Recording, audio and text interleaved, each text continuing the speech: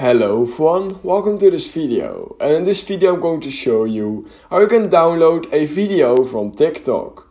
So in order to download a video from TikTok, what you need to do is open the TikTok app like this, and you will most likely be at your For You page. So once you're right here, just find the video you want to download.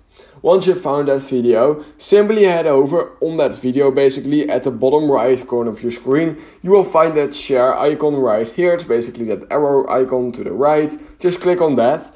And then you will find a list basically of a lot of different options right here. And it should also say save video, where you can literally just click on. And then basically it will just start saving, as you guys can see.